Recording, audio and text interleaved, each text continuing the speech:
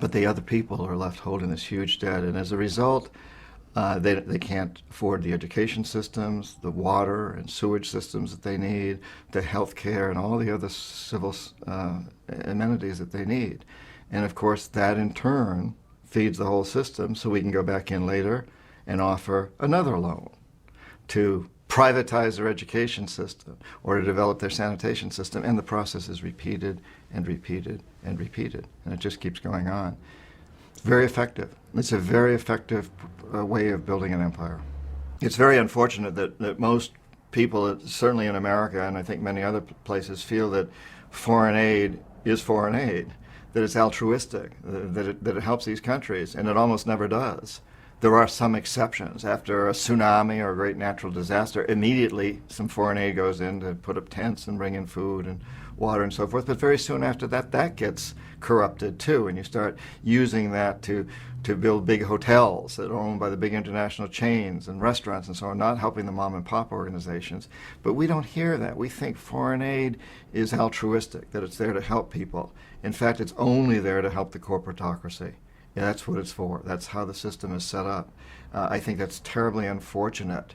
I'd like to see foreign aid really work that way. You know, we could do some really good things with that. Or even better, just leave people alone.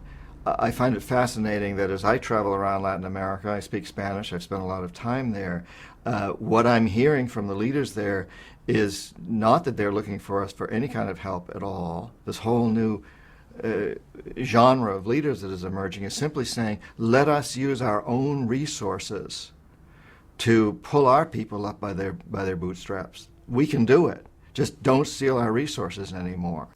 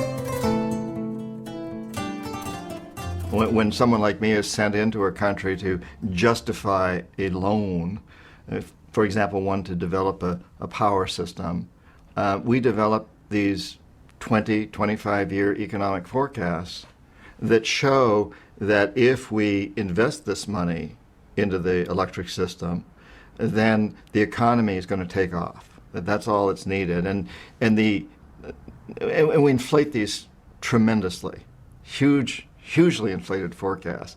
And these are not realistic by any means, and the people making the forecasts know they're not realistic. Tremendous pressure is put upon us. Tremendous pressure was put upon me to make these forecasts higher and higher and higher to justify more and more loans. So the economic forecasts are developed to justify loans, not to present any picture of reality. Modern econometrics and mathematical modeling of economies makes it quite easy to do this. You can change the statistics in such a way or massage them in such a way that they'll show you basically anything you want them to. I can share a personal experience about how we tweak economic forecasts, how we skew them. Certainly, I knew that's what I was supposed to do. My bosses at my company put a tremendous amount of pressure on me to do these things. And this pressure it's quite easy. I talk in one of my books about how the person my predecessor was retiring, and he was determined to be integritous and not tweak the forecasts. So he was fired, and I was given his job with the clear understanding I knew why he was fired, and I knew that if I wanted to progress in this company, I would tweak the forecast. And when I later hired other people, and I ended up having several dozen very highly skilled economists and financial experts working for me, they all knew that their bonuses, their raises, everything depended on going along with this system. Now, when we take these forecasts to the World Bank or the Inter-American Development Bank or the Asian Development Bank or any of these other organizations, there are people in that organization that are supposed to catch this. If we're being non-integritous, if we're tweaking forecasts, there are specialists there that are supposed to review this. And my experience was that some of these guys really are integritous. They wanted to punch holes in my forecast. And I would often have to stand before a board or a committee at the banks and defend my forecast, and they would pick holes in them. Some of these people who were quite junior really saw through what I was doing. But I always knew that above those people, their bosses knew exactly what was going on. And they were determined that the country that I was doing this forecast for was going to get that loan, that this was going to move forward. So it was a charade.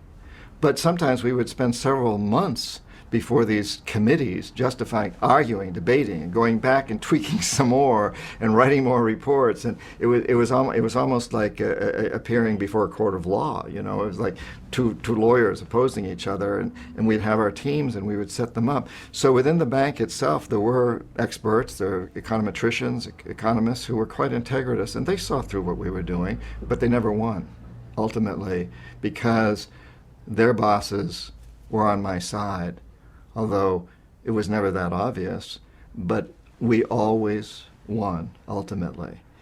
This isn't a mistake when these things that happen of building debt in these countries that can't repay it is not a mistake. It's a policy. It's well known. Everybody knows it's going on.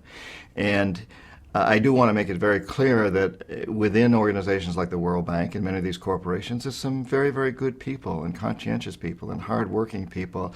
And it can be easy for them to convince themselves that they're doing a good thing. I found it easy to convince myself. And what I did was not illegal as an economic hitman. It should be illegal, but it isn't. You know, if I were to lend somebody, if I'm a banker and I lend somebody a lot of money knowing they can't repay it because I want to get a favor from them later, that's illegal. But when I do it on a national level or through the World Bank, it's not illegal. And I knew, as a lot of these other people do, deep in my heart that what I was doing was wrong, but it's so easy to justify because it's taught in our business schools, it's taught in our law schools that this is the way to make development happen. Investing in infrastructure is the way to make development happen. And the statistics can show that it works. They can show that gross national product, that the overall economy improves.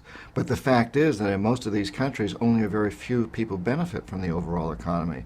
Everybody else is outside that economy. They're living subsistence lives, or they're living lives that basically aren't part of that economy.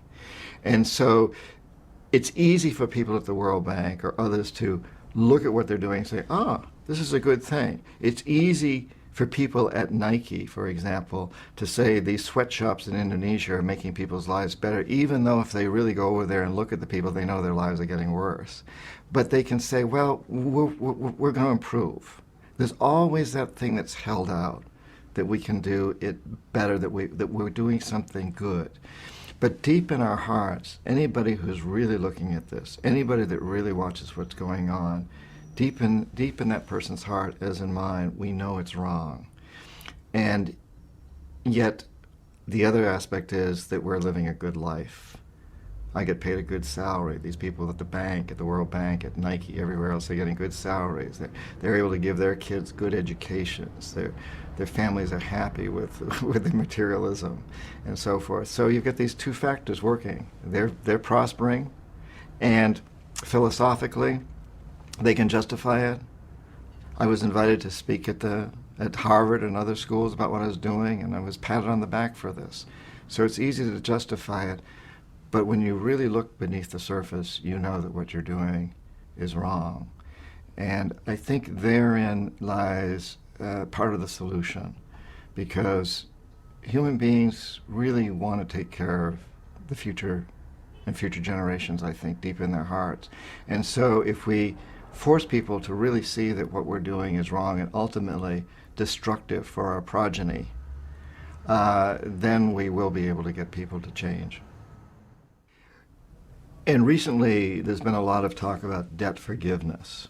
18 countries were singled out as ones that were in line to have their debt forgiven.